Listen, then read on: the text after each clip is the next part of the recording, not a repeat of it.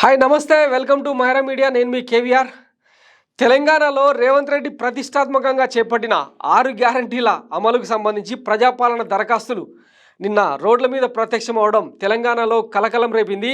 ఈ నేపథ్యంలో ప్రజాపాలన దరఖాస్తులు రోడ్ల మీద పడ్డాయా, రోడ్డు మీదకి వచ్చిన ప్రజాపాలన అన్న నేపథ్యంలో వరుస కథనాలు అధికార పార్టీ మీద వెల్లువెత్తుతున్నాయి. అసలు ఇదెక్కడి తరహా పరిపాలన? గతంలో కేసీఆర్ సకల జనుల సర్వే పేరుతో ఒక్కటే రోజులో కొన్ని వేల మంది ఎన్యూమరేటర్స్ని పెట్టి అధికార యంత్రాంగాన్ని మొబిలైజ్ చేసి సకల జనుల సర్వే చేస్తే ఆ డాటా ప్రభుత్వం దగ్గర లేదా, ఉన్నా కూడా దాన్ని కంపేర్ చేసి ఒకవేళ అవసరం అనుకుంటే కొత్తగా దరఖాస్తులు చేసుకోవాలనుకున్న వాళ్ళకు మాత్రమే అవకాశం ఇస్తే సరిపోతుండే కదా.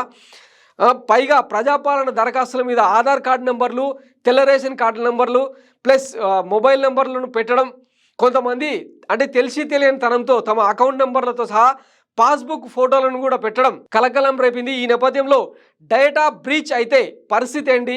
అసాంఘిక శక్తుల చేతుల్లో పడితే తెలంగాణ ప్రజల ప్రైవసీకి భంగం కాదా అన్న నేపథ్యంలో తీవ్రమైన చర్చ జరుగుతోంది.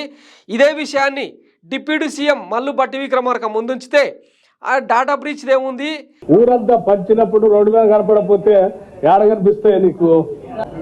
వచ్చే కాగితాలు తీసుకొని పోతుండే వాడు జారి పడ్డదా? జారి పడితే తీసి మళ్ళీ తీసుకుంటారు, ఏముందాని పెద్ద? జారి పడితే తీసి మళ్ళీ తీసుకుంటారు, ఏముందాని పెద్ద?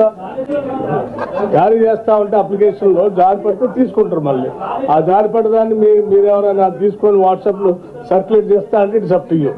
ఊరంతా దరఖాస్తులు పంచితే రోడ్ల మీద పడవా, పారేసిన వాటిని ఏరుకుంటామని చెప్పి ఆయన సిల్లీగా సమాధానం ఇవ్వడం కూడా కలకలం రేపింది. అసలు తెలంగాణలో ప్రజాపాలన పేరుతో లబ్ధిదారులను ఏం చేయదలుచుకున్నది తెలంగాణ ప్రభుత్వం అన్నది ఇప్పుడు ఆసక్తికరంగా మారింది. ఈ నేపథ్యంలో నిన్న బాలనగర్ ఫ్లైఓవర్ మీద ఒక జొమాటో బాయ్ గుట్టలుగా ఫైల్స్ తీసుకెళ్తున్న క్రమంలో కొన్ని కొట్టుకుపోవడం జరిగింది. మరో చోట హయత్ నగర్లో కూడా ఒక వ్యక్తి స్కూటర్ మీద వాటిని తీసుకెళ్తున్న పరిస్థితి కనిపించింది. ఈ నేపథ్యంలో తీవ్రమైన విమర్శలు వెల్లువెత్తడంతో అధికార యంత్రాంగం కేవలం కుత్బుల్లాపూర్ అండ్ హయత్ నగర్కి సంబంధించిన నోడల్ అధికారులను డిస్మిస్ చేసింది. సో ఇదంతా దిద్దుబాటు చర్యలో భాగంగా చేసిందా, లేకపోతే నిజంగానే స్క్రూటినీ చేస్తుందా అన్నది కూడా ఆసక్తికరంగా మారింది. ఇది కేవలం అప్లికేషన్ ప్రక్రియ మాత్రమే. తర్వాత ఇంటింటికి వచ్చి సర్వే చేస్తాం, మళ్ళొకసారి స్క్రూటినీ చేసి అసలైన లబ్ధిదారులు ఎవరన్నది ఒకసారి వెరిఫై చేసుకున్న తర్వాత అప్పుడు ఎంపిక చేసి లబ్ధిదారులకు వాళ్ళకు అవసరమైన సంక్షేమ పథకాలను అందిస్తామని చెప్పి పొంగులేటి శ్రీనివాసరెడ్డి కూడా స్పష్టం చేశారు మంత్రి.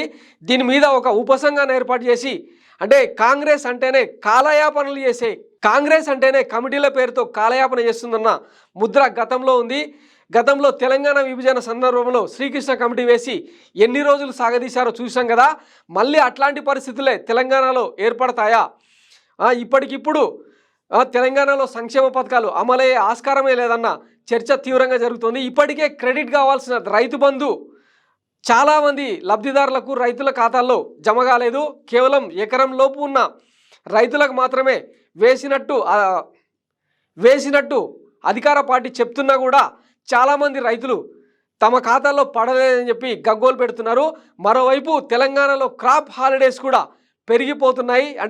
పెట్టుబడి సాయం అందక, మరోవైపు నాగార్జున సాగర్ కింద నీళ్లు సరిగా రాక, కాలువల్లో నీరు సరిగా అందక చాలా చోట్ల క్రాప్ హాలిడేస్ ప్రకటిస్తున్నారు.